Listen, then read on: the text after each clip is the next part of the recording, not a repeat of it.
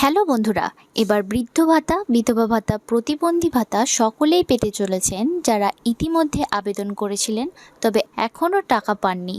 তবে টাকা ঢোকার জন্য কি করতে হবে? যারা আগের সরকারের আমলে আবেদন করেছিলেন তাদের কি করতে হবে?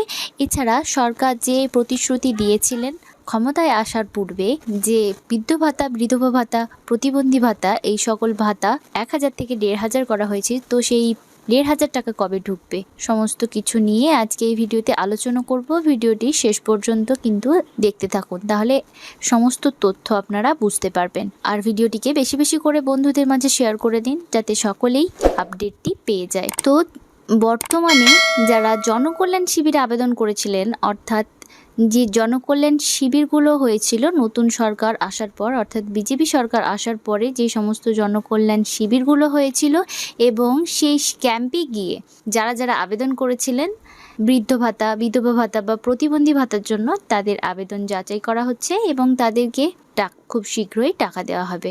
তো যারা আবেদন করেছিলেন আপনারা জনকল্যাণ শিবিরগুলোতে গিয়ে, তারা কিন্তু অপেক্ষা করুন।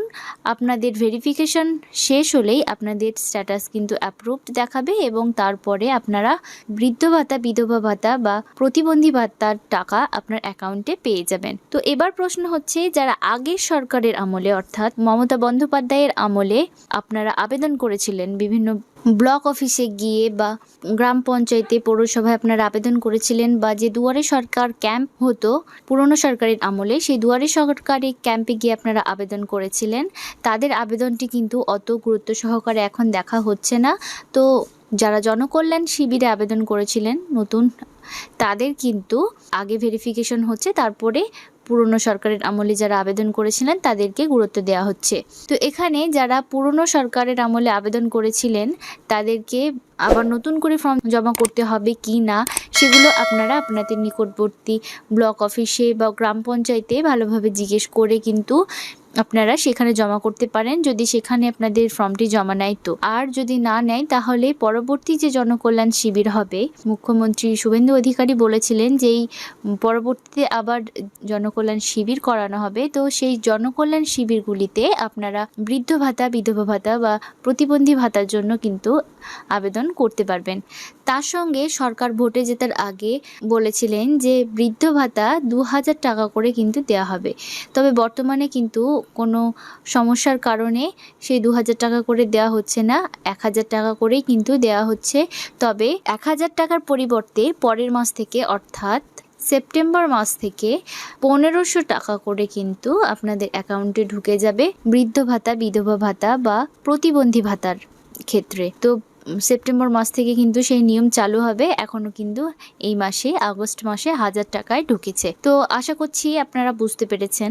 আমি শর্টকাটে আবারও বলে দিচ্ছি, যারা নতুন সরকারের আমলে জনকল্যাণ শিবিরে গিয়ে জমা করেছেন ফর্ম, তাদের ফর্মটি আগে ভেরিফিকেশন করা হচ্ছে। তারপরে যারা দুয়ারে সরকারে বা আগের সরকারের আমলে আপনারা ফর্ম জমা করেছিলেন, তাদের ফর্মটিকে অত গুরুত্ব দেওয়া হচ্ছে না, তাই তারা অপেক্ষা করুন এবং আপনাদের ব্লক অফিস বা পঞ্চায়েতে গিয়ে যোগাযোগ করে জেনে নিতে পারেন যে এখন কোনো নতুন ফর্ম জমা নেওয়া হচ্ছে কি না, বা আপনার স্ট্যাটাস সেখান থেকে চেক করে নিতে পারেন। এবং পরবর্তীতে যে জনকল্যাণ শিবির হবে, সেই শিবিরে গিয়েও কিন্তু আপনারা জমা করতে পারবেন। আর যারা নতুন সরকারের আমলে জনকল্যাণ শিবিরে আবেদন করেছিলেন, তাদের কিন্তু ভেরিফিকেশন হয়ে গেলেই আপনাদের অ্যাকাউন্টে টাকা কিন্তু আপনারা পেয়ে যাবেন। সেপ্টেম্বর মাস থেকে যদি টাকা আপনাদের অ্যাকাউন্টে ঢোকা স্টার্ট হয়, তাহলে 1500 টাকা করে টাকা কিন্তু আপনারা পেয়ে যাবেন। 2000 টাকার কথা সরকার ভোটের আগে দিলেও কিন্তু এখনও 2000 টাকা দেওয়ার ঘোষণা তিনি করেননি। তো আপনাদের যদি বুঝতে কোনো অসুবিধা থাকে, আমাদের কমেন্ট বক্সে কমেন্ট করতে পারেন, সেখানে আপনাদেরকে যথাযথ উত্তর দেওয়ার চেষ্টা করব। আর ভিডিওটিকে বেশি বেশি করে বন্ধুদের মাঝে শেয়ার করে তাদেরকে ইনফরমেশন দিয়ে দেবেন। এরকম তথ্য আপডেট পেতে আমাদের চ্যানেল বাংলা অনলাইন টিপসকে সাবস্ক্রাইব করে নোটিফিকেশন অল অপশনটি অন করতে ভুলবেন না। ভিডিওটি শেষ পর্যন্ত দেখার জন্য অসংখ্য ধন্যবাদ।